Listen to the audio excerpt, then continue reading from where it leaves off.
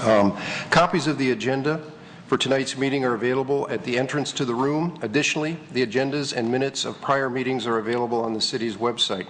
The meeting will be conducted in accordance with the agenda as presented or amended by the Planning Commission. The roles and responsibilities of the Planning Commission are outlined on the reverse side of tonight's agenda. State law establishes planning commissions. The commission is comprised of 9 members who have volunteered to serve. Members are appointed by the mayor and confirmed by City Council. The other individuals seated at the table this evening are representatives of the city's planning department, city attorney's office, and the city's planning consultant, Carlisle Wortman and Associates. If you wish to address the Planning Commission, please come forward when recognized and provide your name and address on the sign-in sheet. Please begin your remarks by stating your name for the benefit of the commissioners. All remarks are to be addressed to the Planning Commission, not anyone else in the room. At this time, I ask that all cell phones, Blackberries, PDAs, and or any other devices that might disrupt this meeting, please either be silent, put in silent mode, or turned off. The roll call, please. Mr. Edmonds. Here. Mr. Hudson. Mr. Krent. Here. Mr. Sanzika. Here. Mr. Shepke. Here. Mr. Schultz. Here. Mr. Stratt. Here. Mr. Tagle. Here. Mr. Chairman, could I also add that I want to introduce everybody to our new student representative, Eric Huang. This is his first meeting this evening. He's very excited and enthusiastic, and I'm sure he'll be a great contributor to the Planning Commission. Thank you. Welcome. All right. Item number 2, approval of the agenda. Mr. Schultz. Approve the agenda. Move to approve the agenda as prepared. I'll second. Second, Mr. Krent. Thank you. Roll call. Mr. Chairman, did you think it would be appropriate to add an agenda item, election of vice chairman? Yes, we could add that. Let's put that right after public comment. It would be item 9A. And of course, Mr. Schultz made the motion, so he's going to have to agree with that change, and the seconder is going to have to also agree. All right. Could someone explain why? As you're all aware, Mark Maxwell resigned from the Planning Commission, and he is no longer the chairman because his position is obviously is no longer there. As according to the bylaws, and Mrs. Lancaster, feel free to jump in here. According to the Planning Commission bylaws, the vice chairman takes over the responsibility of the chairman.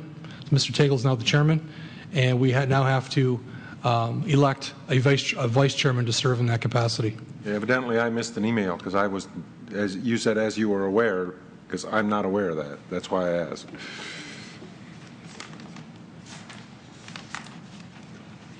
Will you amend your motion? I amend, yes. And I amend also. Second. Okay. Thank you. Roll call. Mr. Krent? Yes. Mr. Sanzika? Yes. Mr. Shepke? Yes. Mr. Schultz? Yes. Mr. Stratt? Yes. Mr. Tagle? Yes. Mr. Edmonds? Yes. All right. Item number 3, approval of the minutes of the May 22nd, 2012 special meeting. So moved. Mr. Edmonds moves. Support. Mr. Sanzika supports. Mr. Krent? Yes. Mr. Sanzika? Yes. Mr. Shepke? Yes. Mr. Schultz? Yes. Mr. Stratt? Yes. Mr. Tagle? Yes. Mr. Edmonds? Yes. All right. Item number 4. Are there any public comments from the audience for items that are not on tonight's agenda?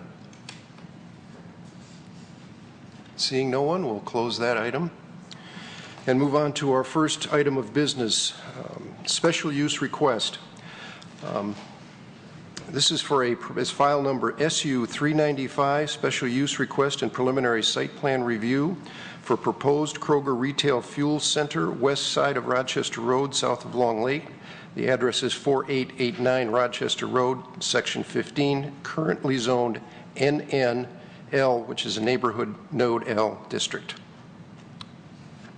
Mr. Carlisle. Yes, thank you. Good evening. The first item up for discussion tonight is a proposed special use as well as a site plan review for a Kroger Fueling Station located at 4889 Rochester Road.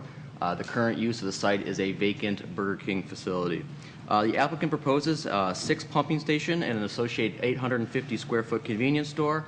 As the chairman noted, this is located in neighborhood node L, and as a result, the applicant is proposing a building site type A. The proposed building does meet all the design standards as well as the building placement requirements of the form-based district, as well as meets all the area, width, and setback requirements associated. One item that I'd like to bring to the attention of the Planning Commission is the applicant has been required to move their building back further from Rochester Road than what the ordinance currently prescribes. And the reason for that is in discussions with the engineering department, Rochester Road in the near future, within the next 3 to 5 years, is proposed for an expansion of the right-of-way. So as a result, the building now is placed about 38 feet from the Rochester Road back into the curb. But when the Rochester Road is expanded, the building will then be within the 10 feet requirement of the right-of-way for Rochester Road. So I just wanted the Planning Commission to be aware of that fact. In regards to access, the applicant does not propose any new curb cuts along Rochester Road. Instead, they will use 2 existing curb cuts. One is located on the north end of the building, one is located on the south end of the building. Those currently serve the vacant Burger King site as well as an office building which is located in the rear of the proposed facility. It is worth noting that there is a common stormwater detention facility which is shared by both this site as well as the site in the rear, and I'll talk about that more in a second. Just noting that the rear access point to the site is significantly larger than the front access point, and the reason for that is the applicant needs the turning radius to provide for fueling trucks as well as fire engine access. The front 2 curb cuts off the 2 drives will be for automobile access, and they're spaced accordingly. The applicant is required to provide 28 parking spaces. They have provided 33 as well as 2 bicycle parking spaces. It's worth noting that the applicant is greatly increasing the site's pervious surface as well as the landscaping. Not only is the applicant greatly improving the stormwater detention area by removing the existing barbed wire fence around it as well as increased landscaping, but they're also providing greater landscaping around the building as well as pedestrian amenities such as a larger deck plaza area in front of the building and the associated parking and a bench. There's 2 issues to note about the landscaping. The first is the applicant is deficient by 1 street tree along Rochester Road. I spoke to the applicant earlier and they said that they will be able to provide that street tree in location. And second of all, we would like to see an agreement between the applicant and the adjacent rear property in regards to the ongoing maintenance of that stormwater facility so it does not become into any sort of disrepair. The next item to mention is the photometrics. The applicant has provided a complete photometric plan for the site itself. It should be noted that they do exceed the 20-foot candle maximum underneath the canopy, so the applicant will have to reduce that as part of their final site plan approval, as well as the applicant should indicate any lighting for the building itself that has not been submitted, and that will also be a requirement of the final site plan removal. In regards to standards, there are certain standards for fueling stations. These are outlined in section 6.28, and these include the minimum lot area, setbacks, canopy, as well as pedestrian circulation. The proposed application does meet all these standards. In addition, because this is a special use, it is required to be reviewed and comply with section 9.03, which outlines special use standards. These standards include the compatibility with adjacent uses, the compatibility with the master plan, the potential traffic impact, the impact upon public services, as well as compliance with the zoning standards. The application does apply with all those 5 standards as required for the special use standard. So in conclusion, as a recommendation, we support the proposed project and believe the project does meet or exceed the minimum requirements of the zoning ordinance. We recommend that the Planning Commission approve the application contingent upon the following requirements being satisfied. The applicant shall reduce the maximum lighting of the canopy to no greater than 20-foot candles. The applicant shall turn off or reduce lights between the hours of 10 p.m. and sunrise. The applicant shall submit a building lighting details, including fixtures and photometrics. The applicant shall satisfy all lighting requirements, including adding 1 more street tree along Rochester Road, as well as providing an agreement with the adjacent east property owner regarding ongoing detention area maintenance. That concludes my report. Thank you, Mr. Carlisle. Any questions for Mr. Carlisle? Yes, Mr. Savana. Not a question, but a comment. I just wanted to let the Planning Commission, make the Planning Commissioner aware that we were provided a color rendering that's I put up on the screen. We didn't receive it till today, and it was a massive size, so I put it up on our screen for you to see. Thank you. Any questions for Mr. Carlisle? Mr. Edmonds. Just one comment. I noticed he read off about 5 or 6 conditions, and the sample resolution that we have in front of our doesn't have those conditions. You'll never guess whose mistake that was, Mr. Edmonds. Okay. I'll take the bullet for that. That was my fault. What page is that on? What page is the sample resolution? They were handed out. Oh, they're handed out. Each one of the commissioners got handouts before the meeting of the proposed resolutions. Mr. Carlisle? I'd like to clarify that as I read the resolution does mirror our recommendations. I believe there are 5 recommendations, and they're located in 4 separate bullet points. So it is actually consistent with our recommendation. Thank you. So I rescind my apology. And I rescind my criticism. Your record is still unscathed. Flawless. Thank you. Absolute perfection. Mr. Sanzika? I was just curious, could you elaborate a little bit more why they set the building back? Yes. Can you pull up the either the site plan?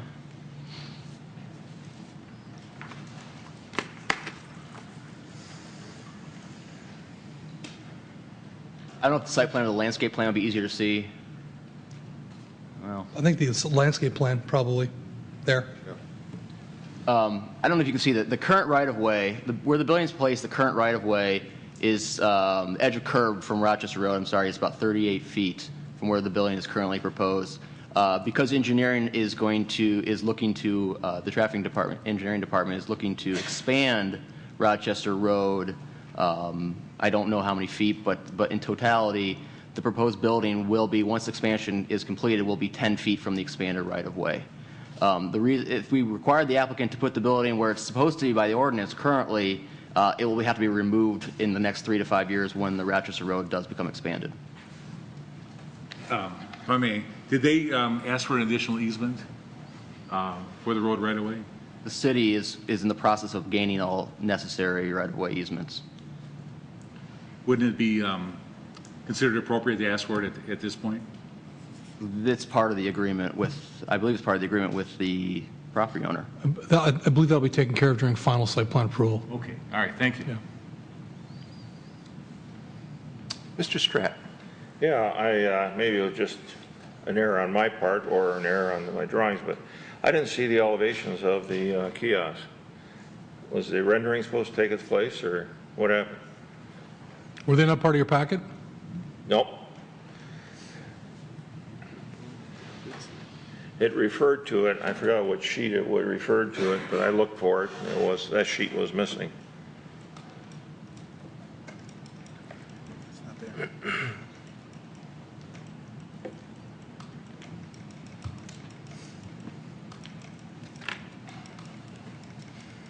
You are correct, Mr. Stratt.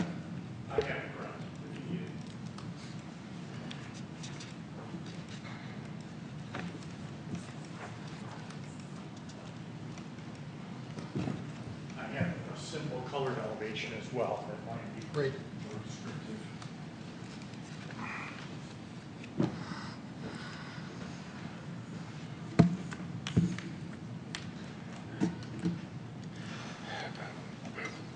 It's just that it's part of the requirements of the submission package, and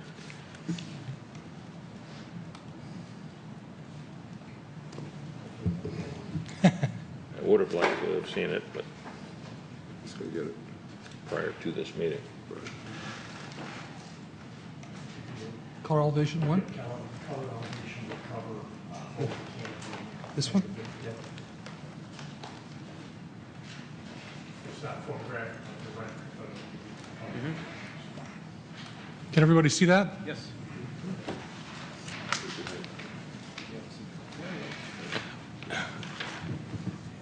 We had a lot of discussion with the petitioner on the building. This is a building type that they have, I believe, Mr. Pisco, correct me if I'm wrong, I don't believe this has been done anywhere else in the United States, this design? This is unique. I'll sign in if I can. 2 minutes, I won't bore you. All right, can we see if there's any other questions I'm for... sorry, Mr. Chairman. Yeah. Are there any other questions for... Yeah, follow up on Yeah. that. Also, I know that a part of our, the checklist or part of the requirement was to actually, the manufacturer's light fixture cuts were not submitted as well, which I made a special effort to make sure that that was part of our checklist when we had reviewed this before. So I think that in the future, I don't know if these are submitted, these checklists are submitted to the individual when they come to the counter or not, but maybe this is too long of a checklist, maybe it's too complicated, I don't know. But I really would like to see us have the information that we asked for when we do get the submissions in. I'm not going to vote against it. I'm Right. just saying, Your point's well taken. I'm really upset with, this seems to be kind of a routine, and I think we should really watch it in the future. Mr. Savinan, do we normally, on a regular basis, if an applicant comes in, give them a checklist so they know what the requirements are going to be? We refer the applicant to the checklist that's in the ordinance. Okay. All right. All right. Any other questions for Mr. Carlisle? All right. This is a public hearing, so anyone from the audience would like to speak on this item, please approach and sign in, state your name.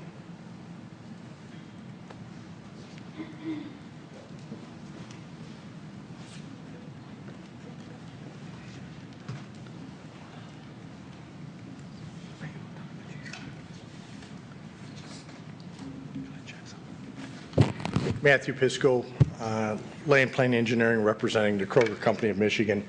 To Mr. Stratt's point, we have the fixtures shown on the photometric plan for the canopy. They're fully recessed cutoff fixtures. For the building, we are still trying to find fixtures that complied with the ordinance and with the addition of the awnings to make sure that we're lighting the amenities appropriately. We just plumb right out of time. This was such a compressed time frame, so my apologies. But we're working through to find the appropriate fixtures that meet the ordinance and the intent of the neighborhood node and the characteristics of the building type that's here. So on the front of the building, we have the pedestrian area that we have to illuminate around the sides, something that's going to be complementary to the architecture. Real quick, to the uniqueness of this, I'm proud to represent Kroger in a ton of fuel projects. They're a bona fide petroleum marketer. We were here some months back for Crooks and South Boulevard. They now have 1,100 fuel stations across the country. 4 expanded kiosks have been approved. 2 have been built. They're 760 square feet. One's at 21 in Card and 26 in Romeo Plank. The 4th one is places unknown, too far away for me to know. This is larger. This is the largest kiosk that I know of in 1,100 stations. Typically, they're between 178 and 198 square feet. Single attendant, very small. So this is really, Kroger's Petroleum Group moves at glacial speed. This is hard to kind of push through, but they understood the intent and the relationship, the canopy being in the back. When we looked at redeveloping the site, as Mr. Carlisle alluded, having a chance to shallow the pond, get rid of the fence, and actually help an adjacent property owner so their building's visible and make the rear of the property an amenity, and to get rid of all the paving we looked at as a design. The site was essentially too big for us to operate, so we shrunk it down to make it fit, and we're only asking to develop what we need, and the rest is going to be landscape.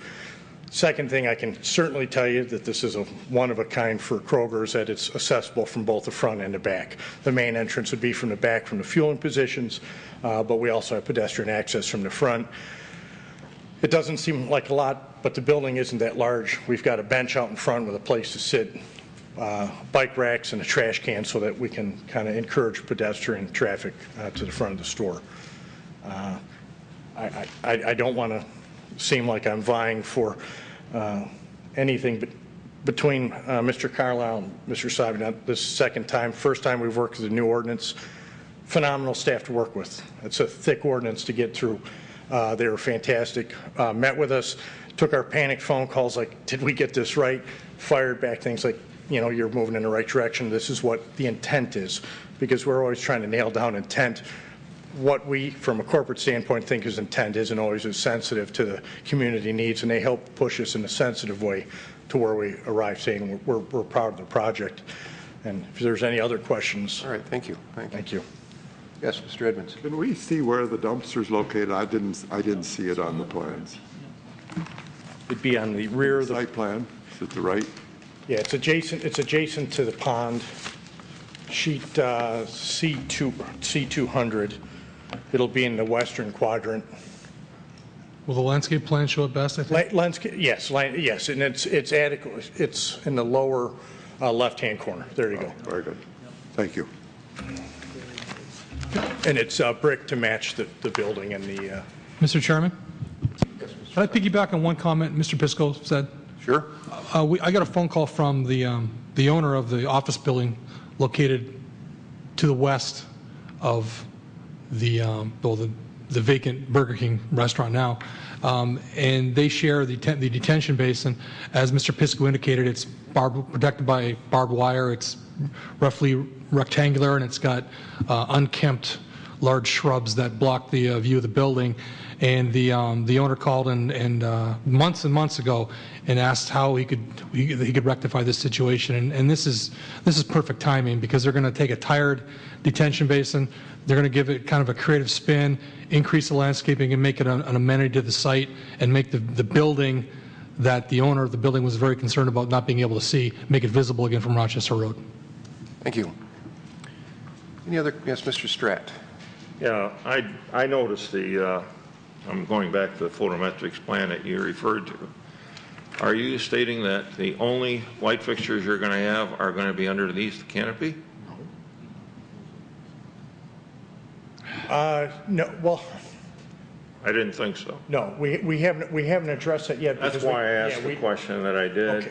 Okay. And the other thing is, in the future, I hope that we get the manufacturers actually cut rather than just a diagram of what it is. But I appreciate what you've done, and I'm very sensitive to lighting, and because of the flat screen or flat lens that you're putting in is what I look for, especially in this kind of a high area.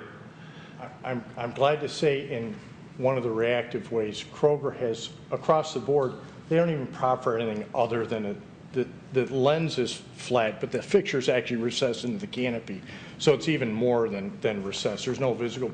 They get it, that it's not a polite thing to blind your neighbors. Well, I don't know if you were the one that presented the other station that you have, which is on South Boulevard. I was. Okay. I asked the same questions there, and that's why I'm saying that.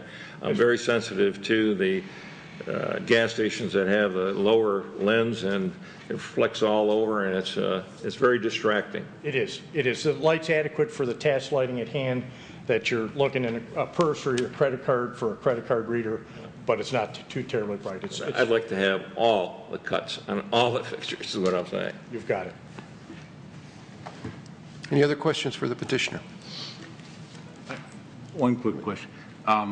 Will there be this be a convenience store also in the building up front, or not? Boy, that's a real loose term for something this small. Typically, the ordinance prohibits outside sales. Typically, they would have ice machine and essentially reach-in coolers for soda pop and things of that nature. Those are just going to migrate indoors. In a traditional sense of a convenience store, not what you're thinking. It's a very limited offering. That's really not Kroger's push. It's a fuel sales as a reward for their loyal customers, but they will have limited convenience store items inside the store. But in the traditional sense of a convenience store, 7-Eleven, something like that, it's not akin to that, no. That's why I was interested why you're having amenities for the pedestrians, because I can't imagine many pedestrians coming onto a fueling station. That's well, if you're familiar with Kroger took over a BP on 24 in Orion Township, it would be something akin to that as far as the offerings. I mean, there is limited candy bars, pop, Gatorade. You're riding your bike down the street, you're thirsty, you can come in and get a Gatorade or a cola or something of that. All right, thank you. That answers You bet. Anything else? Mr. One other Spratt? comment I'd like to make. I want to compliment you on your the landscaping portion that you have done, and of course the retention area. That I like the way you softened it up.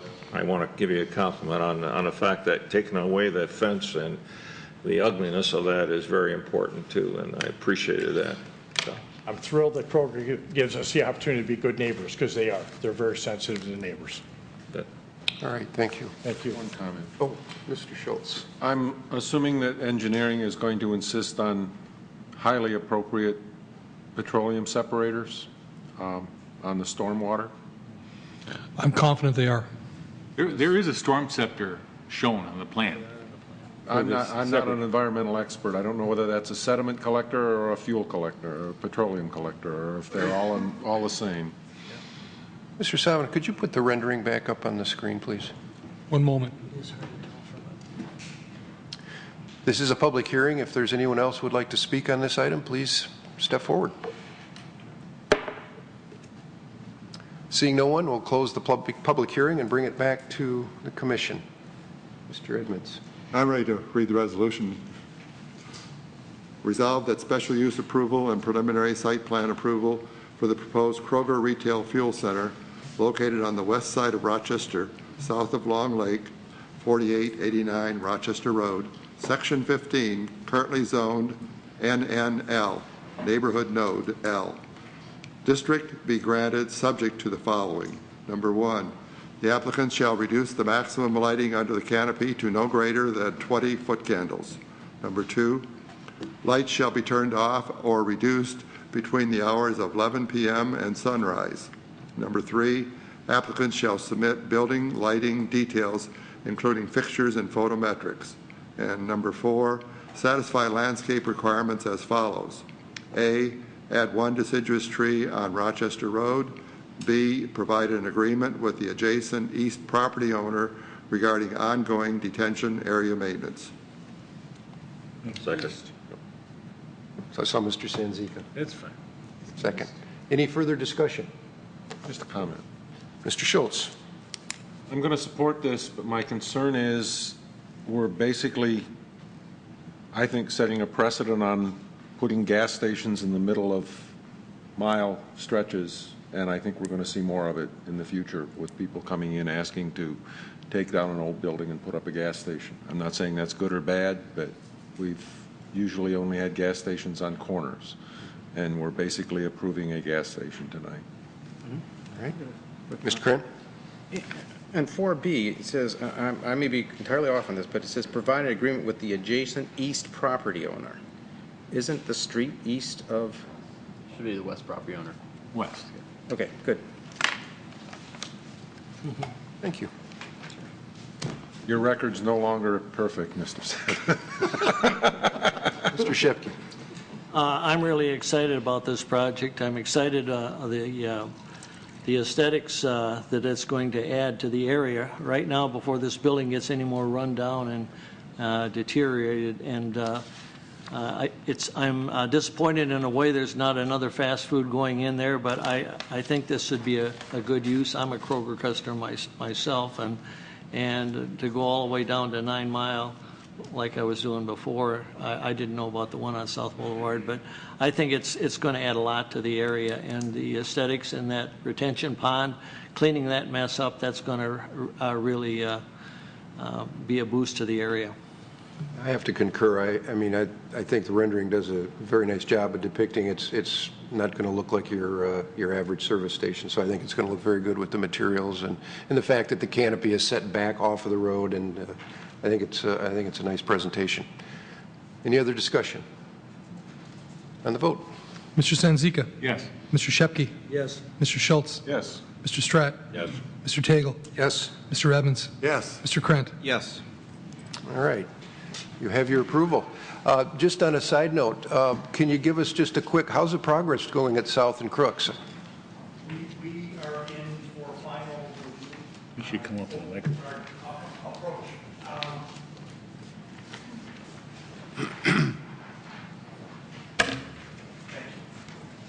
received comments, responded, and we're waiting for final building permit approval. We should have final engineering and building permit soil erosion this week, I would hope. What's the construction length of time? Construction, typically 90-day construction duration, so it's a this year project. Very good. Yes. Well, thank you and good luck. Thank you. And even more important, how about this one? This is my neighbor. Well, the panic just began. I'm thrilled that we're approved, but now we have to move to the final engineering phase, full condocs, and essentially do the same dance we did with Crooks and South, and get all the condocs in, get them reviewed, get it out to bid, get it awarded, and again, this would be. We'll see how quickly we can move. Thank you. Thank you. All right, next item is a rezoning request, and this is also a public hearing. It's a rezoning application, file number Z740, proposed Charter 1 Bank Branch, 125 Stevenson Highway and 1250 West 14 Mile, Section 35, from O Office to IB Integrated Industrial and Business District. Mr. Wharton. Good evening again. Sorry.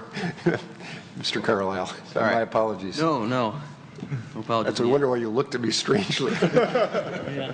Didn't know who Mr. Orden was.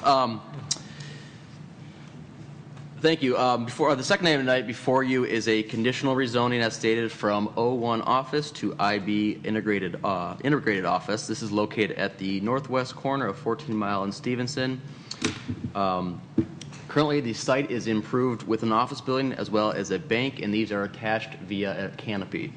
The applicant has not indicated any future redevelopment plans for this site.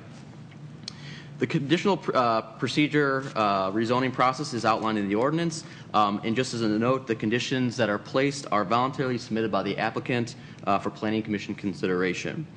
The only condition offered as part of this rezoning was the applicant proposes a 30-foot greenbelt open space easement, which will be adjacent to all the single-family residential uses. Just for note, up on the screen, you can see that it's located. That 30-foot greenbelt easement is located along the entire western property line, as well as half of the northern property line. And again, that is adjacent to all existing single-family residential properties. In consideration of the master plan for this area calls for the 21st century industrial use. This use includes a variety of light industrial as well as a broader range of higher technology industry. The IB zoning district in the existing ordinance is mostly mirrors and correlates directly to the 21st century industry designation in the master plan. So with that being said, the proposed rezoning is consistent with the master plan. As I previously noted, the future use of the property is unknown. And it should be noted that the IB district does permit greater flexibility in uses, and this includes the allowance of multifamily residential, increased retail options, increased service options, as well as the allowance for light industrial, as well as certain automotive uses through a special use process. So I just want to note to the Planning Commission, unless additional considerations are offered by the applicant and the rezoning is approved, all uses permitted in the IB district would be allowed on this specific property moving forward. In the ordinance and under section 1299, it does outline 5 standards for conditional rezoning. These include the protection of the public health, safety, and welfare. The conditions proposed are consistent with the master plan. The conditions proposed are in accordance with the terms and provisions of the zoning ordinance. The public services can be accommodated by the proposed rezoning, as well as conditions proposed ensure compatibility with adjacent uses. So after consideration of the current land use, adjacent zoning district, and the master plan recommendation, we do recommend that the Planning Commission recommend approval of the rezoning. Again, this is supported by the master plan, consistent with the 21st century designation. The future land use plan is non-disruptive to the adjacent land uses, as well as will facilitate redevelopment of this site to bring it into greater compliance with the zoning ordinance. Thank you. Thank you. Questions for Mr. Carlisle?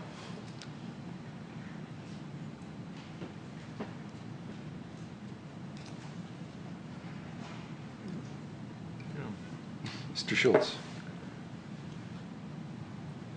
Site of the proposed conditional rezoning, but we don't know what they're conditionally rezoning to put there.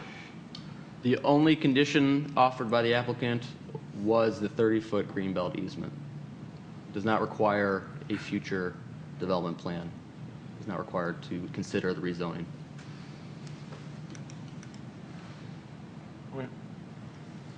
Mr. Edmonds.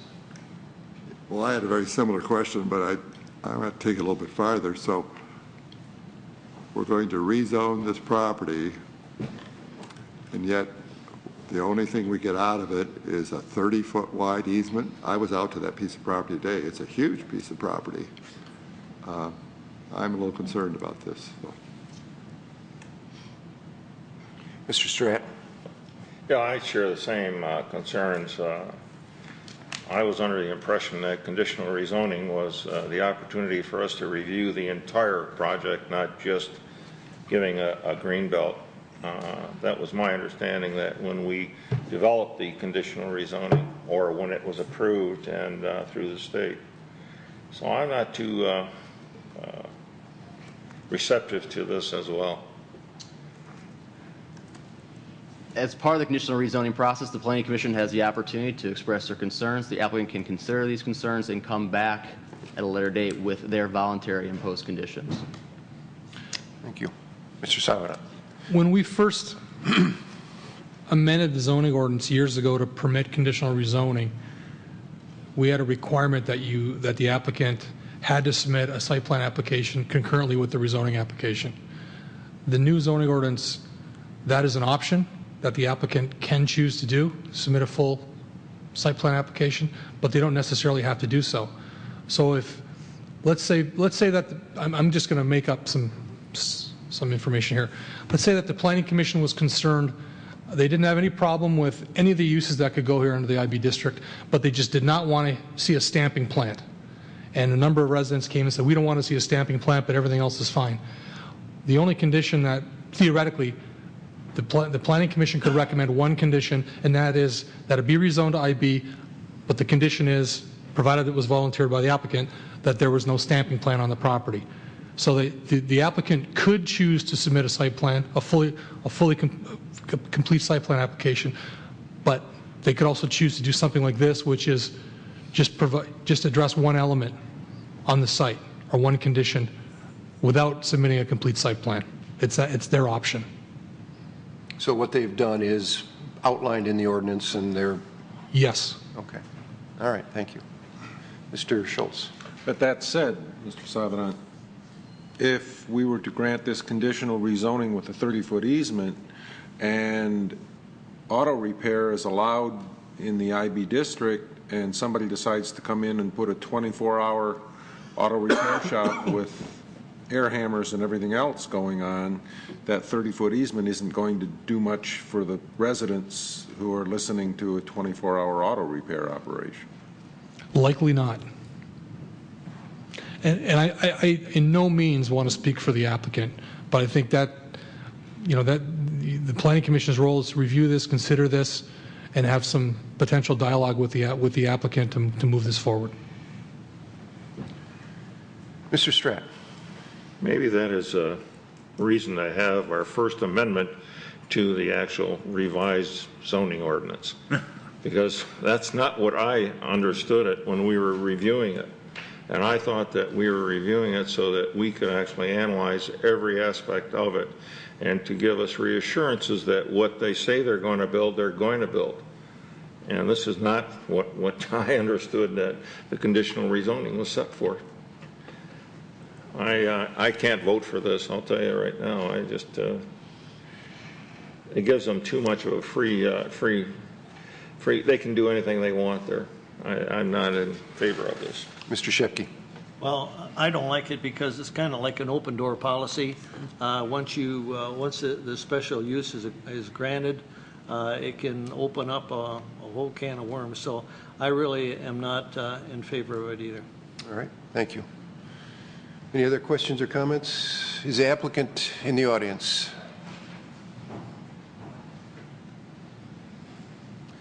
Hi, good evening. Hi.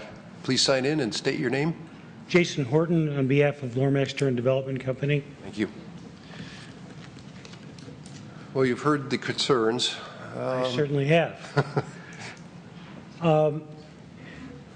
We are in the process, we've just completed the acquisition of this property from Charter One Bank.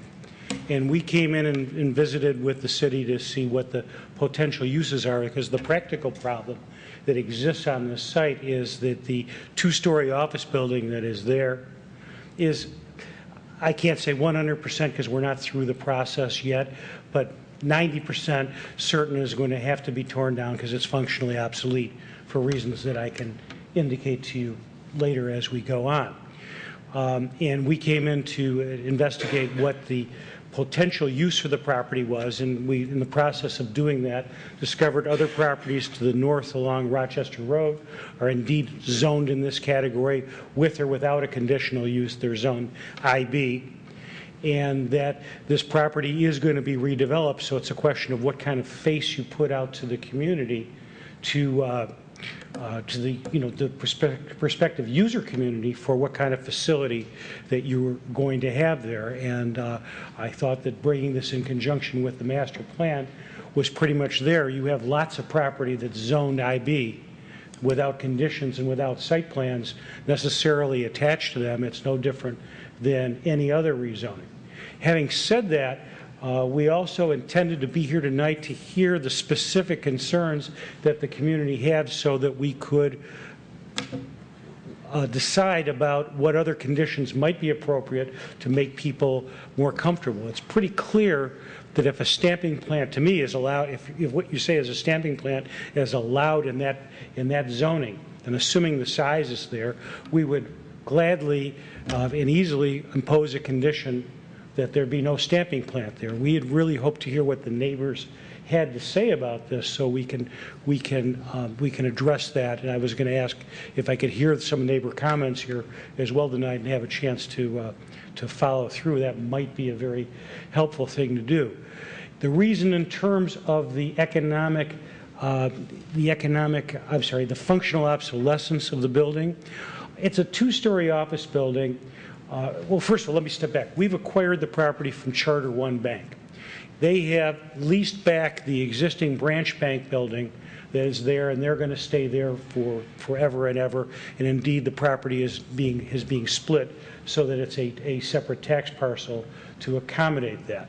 We're in the process of contacting other users for this building for the purposes of renovating the building, but there are a number of practical problems. If you're interested, I can go into that. I just don't, I'm trying to take the temperature of what people would like to hear here tonight that would be useful for them. Well, I think, you know, based on what we've heard from the commission tonight, we're concerned with, you know, you compared it to Stevenson. Well, Stevenson's a little bit different animal than 14 Mile as far as its character and its makeup, and you've got residents behind you. I'd be quite interested to know, what does Charter One Bank think about a stamping plant next to their branch bank, or whatever it might be? And that's really where the concern lies, that it's, like, excuse me, like we're really opening up a lot of possibilities here, and without having a little bit better understanding of the direction of development, it's a little bit concerning. No, I understand that. I understand that. And if we had some feedback, like I said, we might be in a position to respond to it. At the same time, if we're going to go out and solicit other uses, indeed the building can, if we could conclude the building cannot be reused on any economically reasonable basis, what kind of uses might be acceptable there? And the natural thing to do would be to take a zoning district that's basically in compliance with the master plan it's basically named for, that has similar zoning permitted, as I said, nearby, including up just north a little bit of here, and other places in the city where this isn't an issue. Maybe the problem is the IB classification. I don't know. I don't know that background in terms of why that was applied to much of the obsolete property in the city. Others would probably be better to speak to that point. I can tell you why that building is likely to be functionally obsolete, and it's going to need to be, the site is going to need to be redeveloped. And we were hoping in the zoning to seek some guidance as to exactly what kinds of uses you wouldn't want there, so that we can move on from that point. Well, I don't want this to become a chicken and egg question, but it's almost like you're now the property owner, and we'd like to know a little bit more about what you have in mind as to how you'd like to develop that property. And I understand that from your perspective, you'd like to have all the cards in your hand so that any opportunity comes along that you could use those. But again, from our perspective, we'd like to narrow that down a little bit and understand it. And I guess the answer is we want to be able to solicit as much as we can. We want to put the property to valid economic use that is compatible. We are a developer with a track record of performance in this community and throughout southeast Michigan where, you can take some satisfaction as to who you're dealing with. You're absolutely right in terms of chicken and egg, but we walk away from here with zero guidance. If that's the situation, we come back with a new office building. Find out, well, we don't want office buildings here. That's not likely to happen. There might be some retail use. I think the possibility of a light industrial, let alone a stamping use, is probably out of the picture completely. But I'm taking the ordinance as we found it. We did impose the one condition because it seemed like a reasonable thing to do to provide a green buffer, even though there's a brick wall that separates the neighborhood from there, and we'd be most likely reducing the height image of the final improvements that are there. It would be, from our standpoint, a good thing. I need your direction and need your help. Would the commissioners like to respond to the petitioner's question to any degree? I would like to say something. Mr. Shepke. It concerns, I don't know, maybe it concerns other people. It concerns me because the special use permit, if granted, goes with the property, not the owner. So you might sell it to somebody else. I understand. And then we don't know. We have no control. I understand. What it does, you're asking for a blank check. You're taking the power right out of the city's hands totally. And we want to be as helpful as we can with any business that wants to invest in Troy. That's, the purpose is to get more businesses in Troy. And we're just a little bit afraid with as much property that's back there to grant this at this time. Well, for example, north, first of all, I don't think you give up all the control. We're just asking what the appropriate zoning is as opposed to offices now. But you have along north, even though it is Stevenson Highway, a situation with similar depth property abutting a residential neighborhood. And I don't know that poses a problem. And of course, anytime you come in for a use, you still have the site plan process. And I don't know this is a special use. It's just, from my standpoint, just a reclassification of the zoning from one use to another. I don't think there's a special use. It's a rezoning application. Yes. Rezoning, yeah. Mr. Edmonds. Well, the applicant just stated that, these two parcels are going to be separated. Does that give any added flexibility? Can they could the owner of the separated parcel then come back to us for a special use in which we could apply conditions? Can I answer that, Mr. Chairman? Yes. Any improvements to this property will require at least site plan approval and possibly special use approval. So if there's any redevelopment going on, reoccupancy of the building, you're not going to see it. If it's the change in use, the building's demolished, they're starting over again, it's going to come to the Planning Commission. It's going to have to meet the zoning ordinance and all the provisions of the zoning ordinance. So what we have before us now is an application to rezone, and what they're offering now for a condition is one thing. It's a 30-foot swath that you see up on the screen. And it sounds to me like the petitioners before you this evening, I've heard a number of planning commissioners saying that they're concerned about the potential. I believe the applicant is standing before you this evening asking what your concerns are so that he can get some direction, and then we can kind of voluntarily fine-tune this application.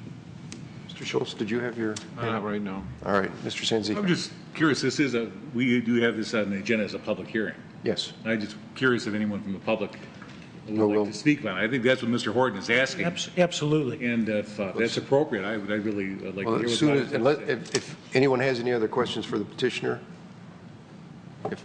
if not, then we can take a seat. Is there anyone else in the audience that's here to speak on this item? See no one rushing to the microphone.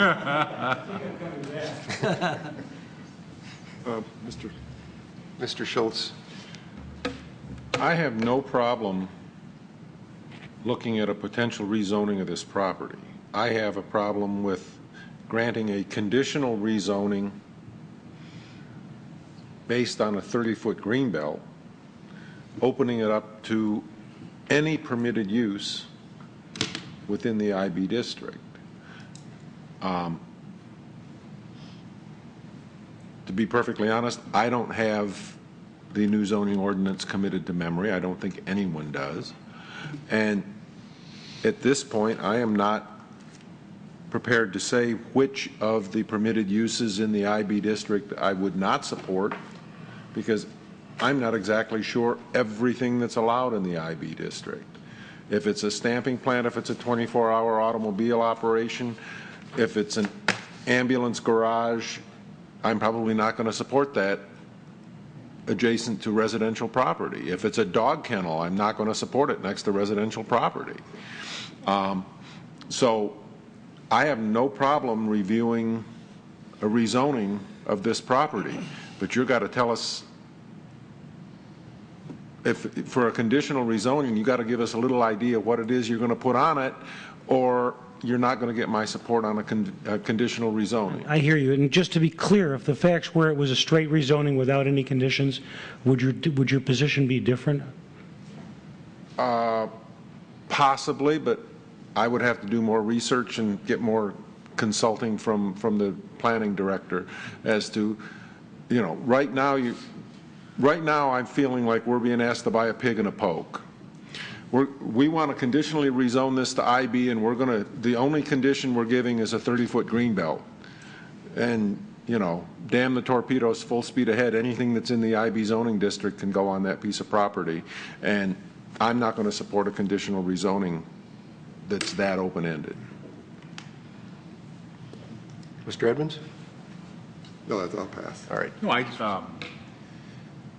I'm interested in what Mr. Horton is suggesting, and although I think we all are saying the same thing, we'd like to know more about what he's proposing to do, and I think it may be appropriate to postpone this and go to a study session where we can have a presentation on what the available uses are in the IB district and have an idea, have a chance to study this further. So that, I don't know if at some point we'd like to do that or postpone it, but I think that I'd recommend doing that.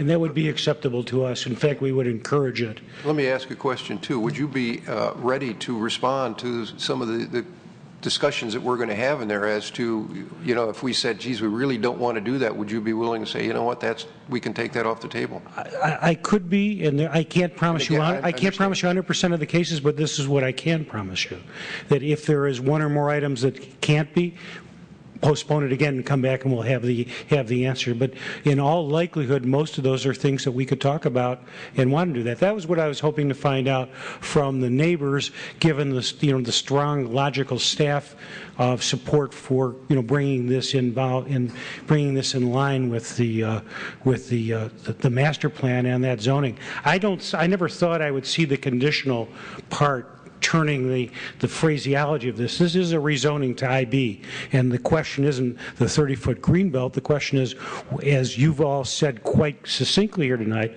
what uses are inappropriate, and we are happy to discuss that and respond to it, if not immediately, within a short time after that. All right, thank you. Any other comments for the petitioner, Mr. Stratton? I think you have to realize, Mr. Shepke hit the point. You could sell that property once you get it, and somebody can do whatever they want with it.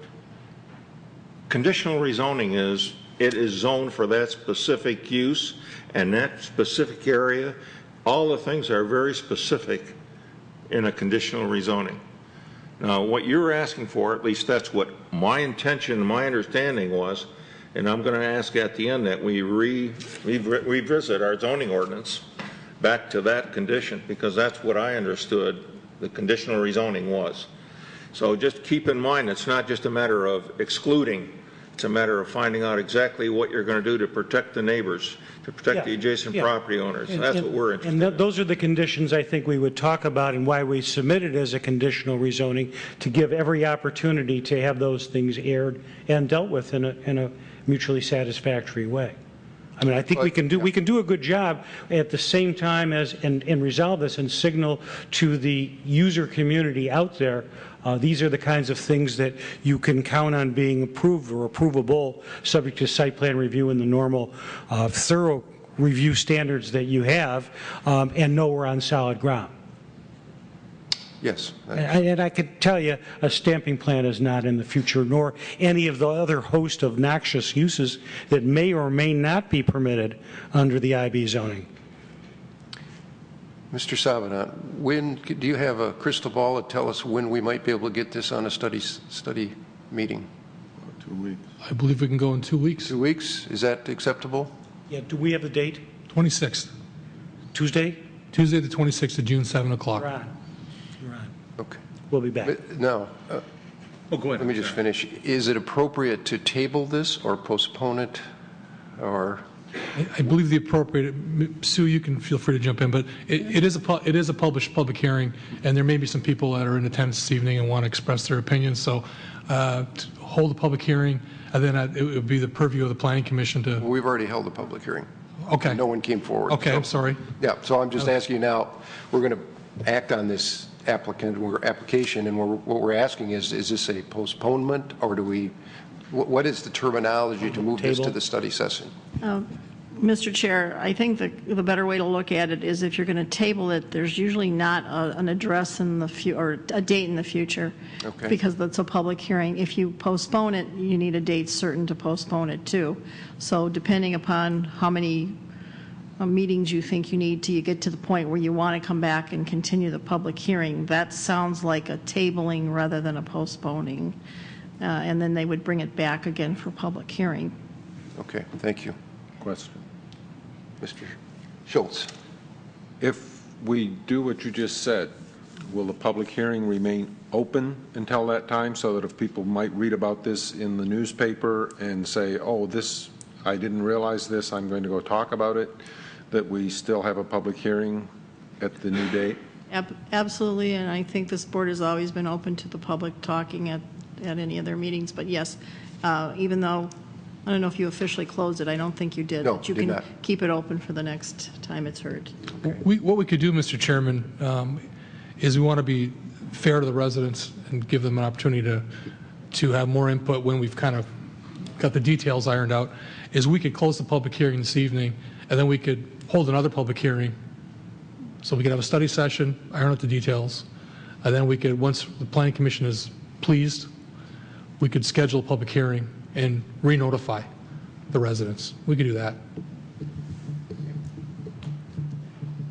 Is that okay with Ms. Lancaster? Is that, I mean, do you see an You don't advantage one way or the other?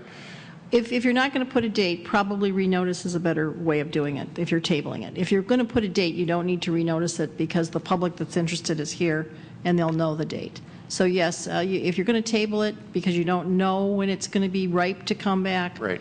then I would advertise it again. Because the conditions then may have changed significantly from what he's presenting tonight. I like that idea. I suspect they will. Any other thoughts from the commission? So it looks like we will close the public hearing and table this item and schedule it first. Is that motion needed for that? Is there a motion needed for that, or is? You should have a motion. Mr. Chairman, I move that we table. Second. Roll call? Going as fast as I can. That's right. The motion was made by Mr. Senzika and Mr. Schultz seconded. Correct. Mr. Senzika. Yes. Mr. Shepke. Yes. Mr. Schultz. Yes. Mr. Stratt. Yes. Mr. Tagle. Yes. Mr. Edmonds. Yes. Mr. Krent. Yes. Thank you very much, gentlemen. Thank you. Thank you. Can I make one comment? Mr. Schultz? We want your property to be successful, sir. Thank you. No, I understand exactly where you're coming from, and if I were sitting up here, I would be sharing some of the same concerns. We'll make it work. Thank you. All right, the next item is a zoning ordinance text amendment. This is also a public hearing. Zoning ordinance text amendment, file number ZOTA, Z-O-T-A 243, proposed amendment to Article 5, financial institutions within the Big Beaver District by special use approval. Is this you again, Mr. This Grau? is me again, yes, thank you. Before you tonight is the proposed actual ordinance language for the drive-through allowances on Big Beaver Road. This is the exact same language that the Planning Commission first considered at their May 8th meeting. Nothing from the proposed language has changed since that time. Just I want to highlight the few changes that are proposed as part of the ordinance. These include that a drive-through use and associated structure cannot be a primary use or a principal building. Drive-throughs must be located behind the facade opposite of Big Beaver Road or detached from a principal structure and shall be located in a manner that will be least visible from a public thoroughfare. If detached, the point-to-point tube transport system must be located underground to serve the drive-through kiosk or canopy. A drive-through aisle should not be directly accessed from or exit onto Big Beaver Road, and all stacking lanes must be clearly delineated through the use of striping, landscaping, curbs, or signage. In your packet is the actual ordinance with the changes. All the included language is underlined. And again, I want to note some of that existing language was taken directly from the drive-through standards, which are located in another section of the ordinance and just slightly amended to fit into the Big Beaver language itself. Thank you. Questions for Mr. Carlisle? Mr. Krantz. The only thing I see missing, I understand you don't want the traffic from the drive-through to exit onto Big Beaver directly, but there's nothing in here saying that it cannot, and this is what I'm suggesting, it cannot exit onto a residential street. I don't want to see 3 or 4 lanes of drive-through going into somebody's neighborhood. Is that addressed somehow in this? Or? No, it's not. For the most part, we would encourage them not to exit onto Big Beaver Road, which would typically require them to go off onto a side street. The issue is we need to define what a residential street is. That defined through the street classification system? Is it defined through the master plan? That's something that we would have to kind of, before I think we would recommend putting that language in here, we might need to bat it around internally for how we classify it and how we write that language. I see your intent, but the intent is also not to put more curb cuts on a Big Beaver Road. Well, none of the existing bank drive-throughs right now exit onto a residential street, and I just don't want to see that happening. Tom, is it if there was an exit onto a residential street, but it was not allowed to turn towards the residential end, but if it was traffic was directed back towards Big Beaver, would that be acceptable? I don't think so, because you'll cause a backup of traffic, and people won't be able to get out of their neighborhood. Then you're gonna have, if you had 3 lanes, I realize it'd be like 1 a minute, but you're adding maybe and getting onto Big Beaver. And I've got a little demo video I did about 5 years ago when the Monarch project was proposed. How long it takes to get onto Big Beaver from a residential street, and sometimes it can be extensive. It could be more than a minute. It could be 5 minutes. And if you added to that, you're gonna, people just give up and go around through the sub and try to find another exit. Mr. Schultz. Wasn't the intent of the language that said that the drive-through shall not exit onto Big Beaver to preclude additional curb cuts specifically for the drive-through lanes? In other words, they must use the internal circulation on the property. It's not saying that the vehicles from the drive-through will not and shall not exit onto Big Beaver. It's that they cannot have a dedicated driveway from the drive-through operation onto Big Beaver. The intent is that they use the internal circulation of the property, whether that is to a side street or more than likely back out onto Big Beaver Road. That was my understanding, at least. Am I correct, Mr. Savina? Yes. Mr. Stratt. Yeah, there are a couple of issues here that I have concern with. One is that we talk the talk, but we don't walk the walk. We talk in terms of wanting a walkability Big Beaver, but yet we want a highway with no curb cuts. I mean, this is, we're contradicting ourselves. I don't agree with that at all. The second thing is I really think that we're trying to legislate every possible condition that exists, and we have nothing more than problem sites.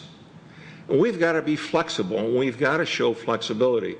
I don't know how to do it. I'm not a planner that's an expert on it, but we've got to show some flexibility. Each case may be different, and we can't just constantly just handcuff every condition and try to legislate every possible condition. I mean, that's the whole problem with the zoning ordinances. Right now, we have to be more flexible. We've got problem sites, and we have to really look at each individual case. Can I ask, are you then not opposed to having a second curb cut off of this, like an exiting curb cut for the drive-through traffic, either onto Big Beaver or through a residential street? I don't know. I don't know what the case may be. Okay. You don't know. You know, each case has got to be different, and it should be handled differently. Well, I was just trying to understand if the direction the discussion is going is what part do you feel that we're trying to legislate everything? And I just was trying to understand that. Well, my understanding, this whole thing came about because there are too many banks on Big Beaver. I'd like to see Big Beaver become a financial district as far as I'm concerned. Let the damn industry dictate what it's going to be, or you know, what are we trying to do here? That's what I'm opposed to. I just don't know what we're legislating on top of legislating. The only thing I would add for clarification is one is drive-through uses are not permitted on Big Beaver Road, so this is actually to allow greater flexibility through the special use process. So in regards to the flexibility, this is to increase the flexibility of difficult sites that might require a drive-through for a bank. And second of all, through the special use process, we can then review on a case-by-case basis the issue of entrance off into a residential street, et cetera, those kind of issues that were raised. All right. All right, this is a public hearing. Anyone in the audience like to step forward and speak to this item? Seeing no one, we'll close the public hearing. Ready for a resolution? Any more discussion or resolution? Yep. Mr. Schultz.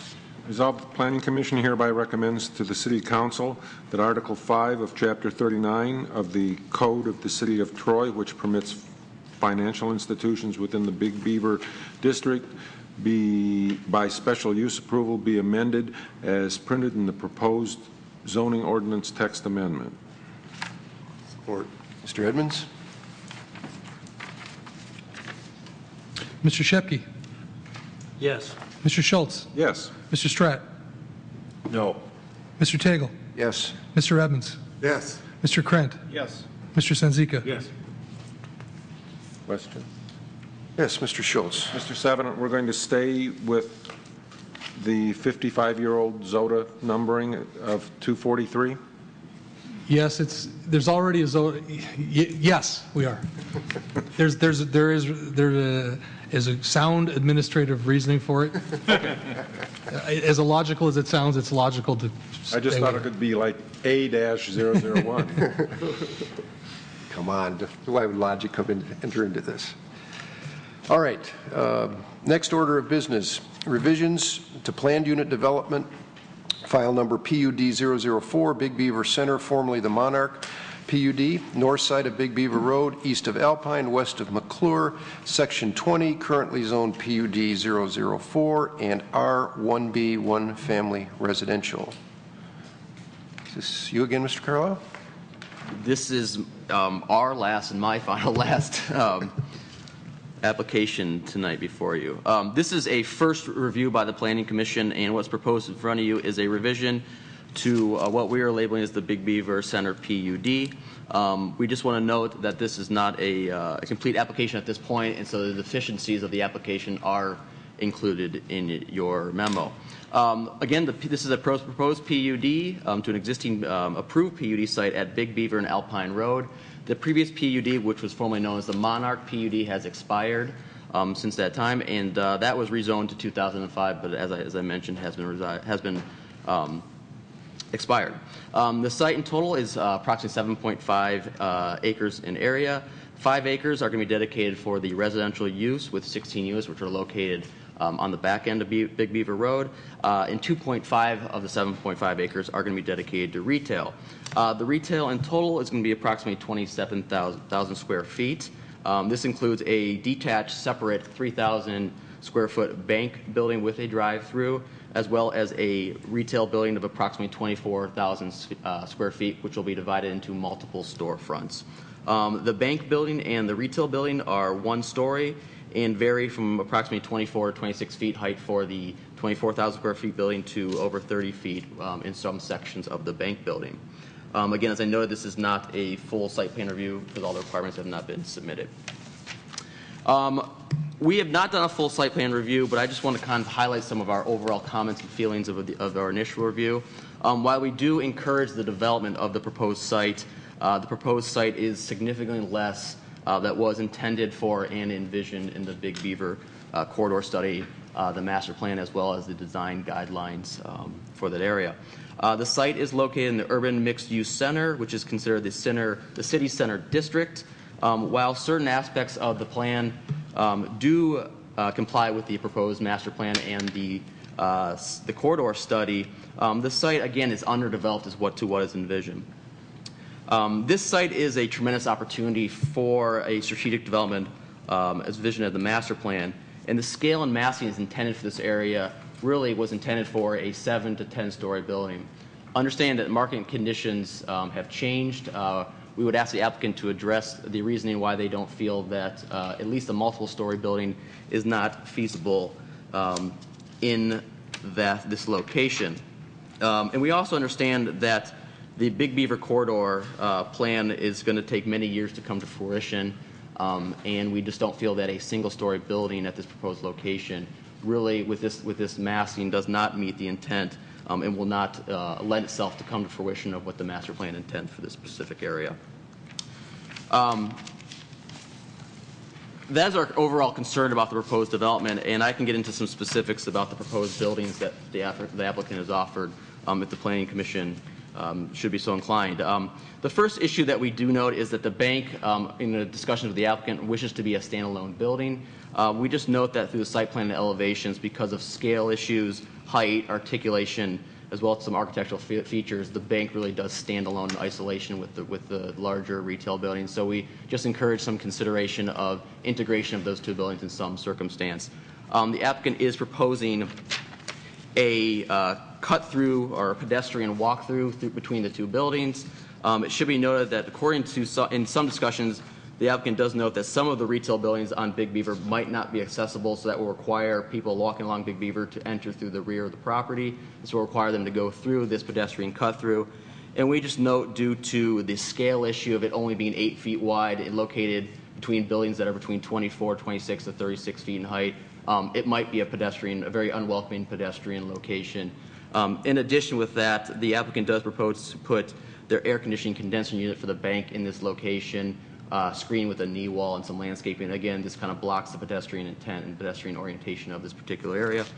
With that being said, we do encourage the applicant to consider some design considerations for this, including opening up this particular area, matching the symmetry of the bank building to allow for a larger pedestrian feature, pedestrian plaza in this area, which could include some plaza features of public art, seating areas, a water feature perhaps of that nature.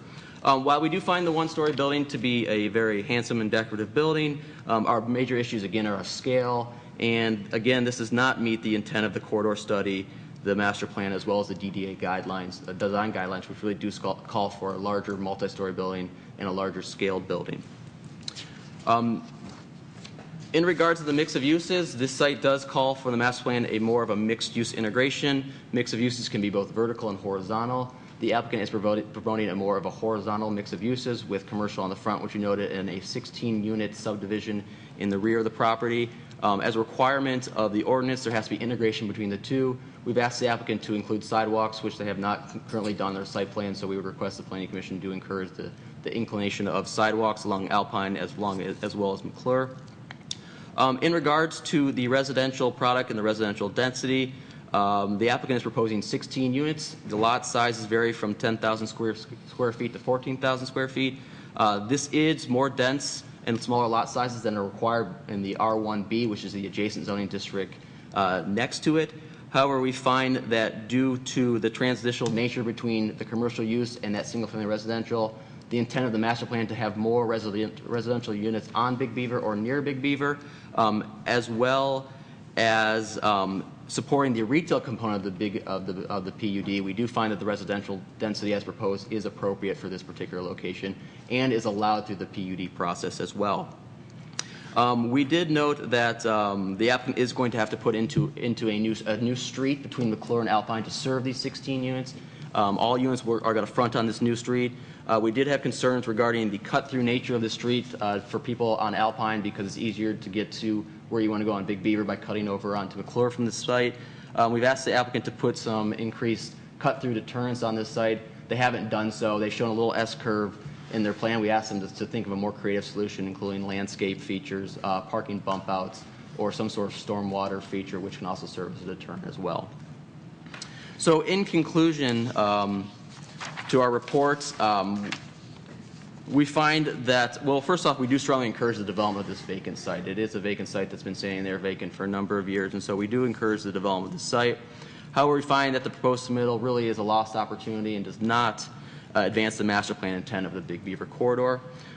Specifically, we ask the applicant to review the Big Beaver corridor study, the master plan, and the DDA design guidelines, incorporate more bulk and massing and scale in order to provide a greater sense of street presence, consider the building orientation, material use and architectural detail relationship between the bank building and the retail building, reconfigure the corridor between the bank building and the retail building in regards to the pedestrian pathway, and consider expanding this area to create a more inviting public plaza, which can include seating area, customer dining, and water features, as well as public art.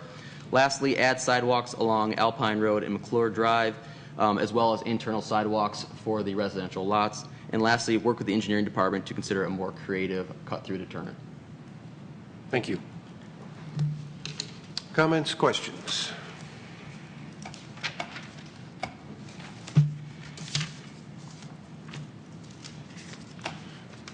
Mr. Schultz. Question for Mr. Savanant. Why would we continue to have this be a PUD? Why don't we just rezone the two pieces of property to residential and to whatever the commercial frontage on Big Beaver is? Because that's what we're seeing here tonight. Other than the design of a road and some lots, we have absolutely no proposal as to the residential component. We have a developer that wants to build a one-story retail strip mall on Big Beaver. So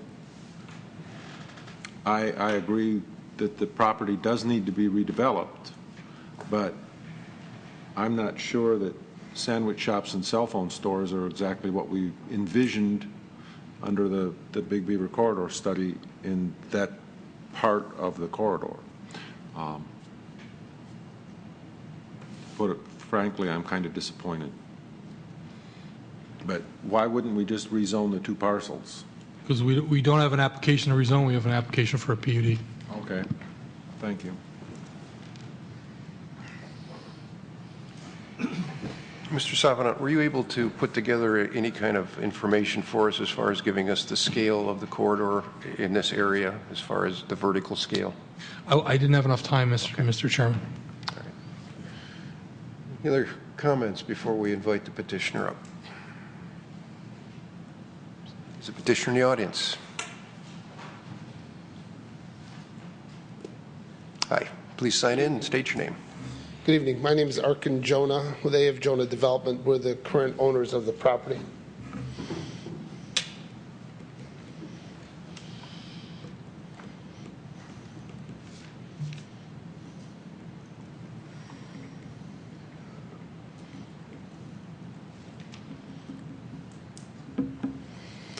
Mr. Chair, thanks for having us tonight. I guess the first question is the bulk and the intensity of the use at the site. It's no secret to anyone, it's the economic times have changed how we develop real estate today. Multi-story, especially office in this market, is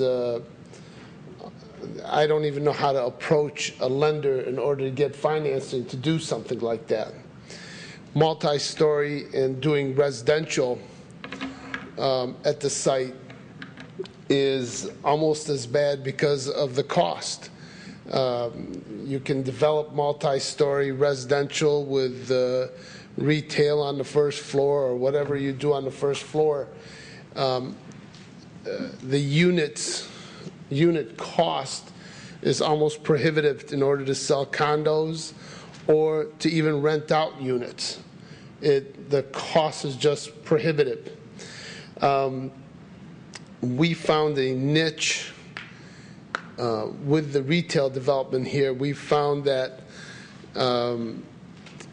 there is a true need for retail tenants that want to be here that can't afford to be in the mall.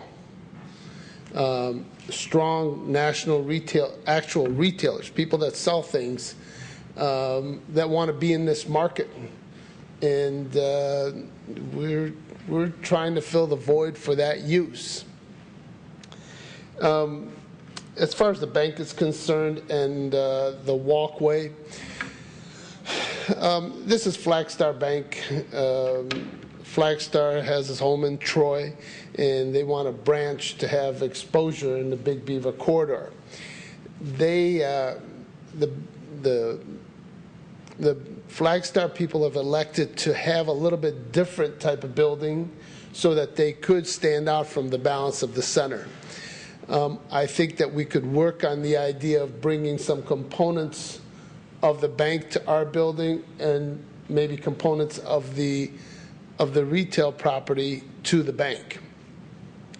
As far as the bulk, the bulkness and the walkway is concerned, we felt that, you know, in one way we're trying to create bulk, in another way we were asked to take it out so that we could have more user-friendly. I think we defeat the purpose of trying to create more bulk by increasing the walkway. So, and we felt that the 8 foot is more than adequate to connect the north and the south side of the property. The mixed use and the sidewalks, I don't think we have a problem with doing sidewalks along McClure and Alpine also. That's not something we would look at that.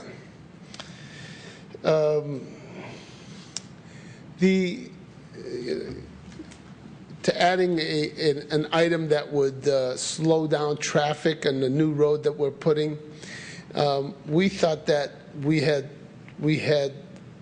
fixed that problem by doing a little meander in the road and creating that S in the road instead of having a straight shot through there. If we need to look at that, we just like some new ideas in order to do that. If there are any questions, I'd be more than happy. Any questions for the petitioner?